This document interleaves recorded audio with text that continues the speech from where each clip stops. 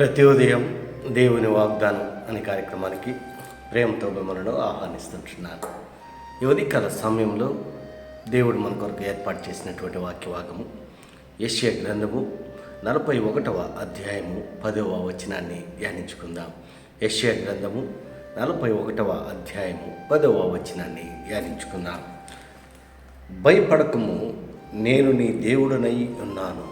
క్రీస్తునందు ప్రేమైన దేవుని బిడ్డలారా, ఈ ఉదయకాల సమయంలో పరిశుద్ధాత్మ దేవుడు మనకిస్తున్నటువంటి వాగ్దానము, భయపడకము, నేను నీకు దేవుడనై ఉన్నాను. ఈ యొక్క వాగ్దానాన్ని మన జీవితాలకును మన కుటుంబాలకును దేవుడు ఆశీర్వాదకరముగా మార్చును కాక.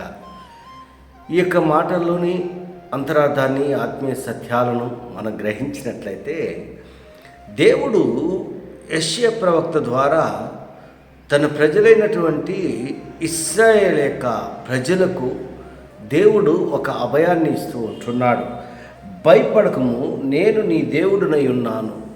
అంతవరకు అంతకు పూర్వము ఇశ్రాయేల్ యొక్క ప్రజలు భయంతోనూ వణుకుతోనూ ఉంటున్నారు.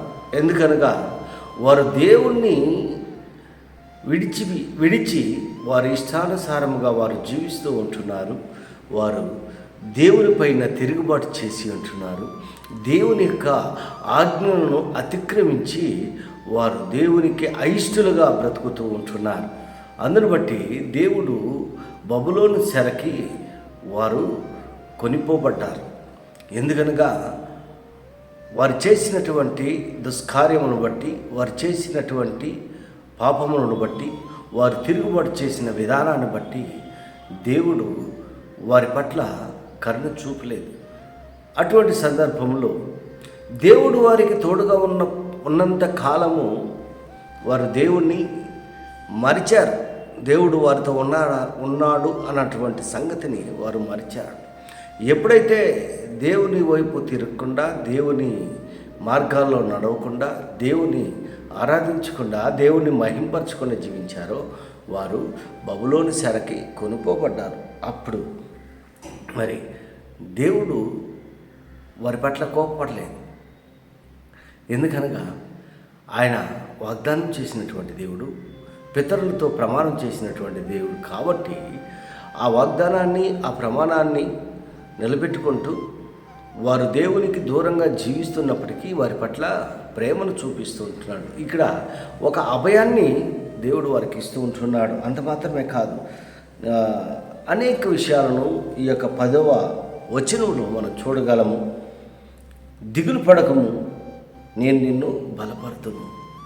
యెషయా ప్రవక్తను ఒక సాధనంగా తన ప్రజల కొరకు దేవుడు వాడుకుంటూ ఉంటున్నాడు. క్రీస్తునందు ప్రేమైన దేవుని బిడ్డలారా, ఈ ఉదయకాల సమయంలో దేవుడు మనకు ఒక అభయాన్ని ఇస్తూ ఉంటున్నాడు. మనం దిగులు పడాల్సిన అవసరం లేదు, భయపడాల్సిన అవసరం లేదు.